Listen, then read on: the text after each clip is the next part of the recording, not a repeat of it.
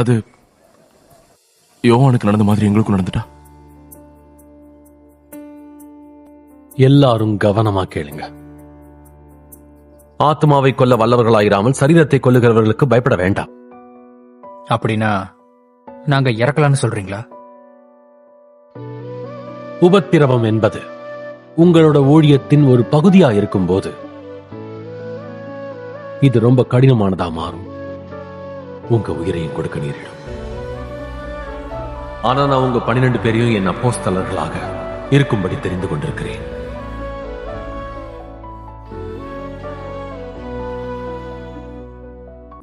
நீங்கள் தலைவர்கள்.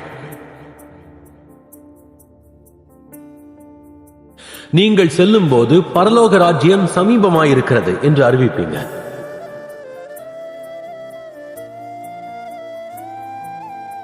நீங்க இந்த பணியில இருக்கும்போது நோய்வாய்ப்பட்டவர்களையும் முடவர்களையும் எண்ணெய் பூசி ஜெபம் செய்வதன் மூலமா குணமாக்கிடுவீங்க.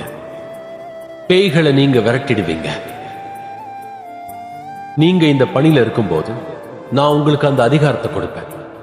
காலம் வரும்போது அது எப்பொழுதும் உங்களுடையதாக இருக்கும். மரியாதைக்குரிய ரவி அவர்களே, நாங்க மாணவர்களா மட்டும்தான் தொடங்கணும். எங்களுக்கு போதுமான தகுதி இல்லை. இந்த வேலைக்கு நாங்க ஏன் உங்களுக்கு தேவைப்படுறோம்? அவருக்கு நம்ம தேவைப்படல, அவரை செய்யணும்னு விரும்புறாரு.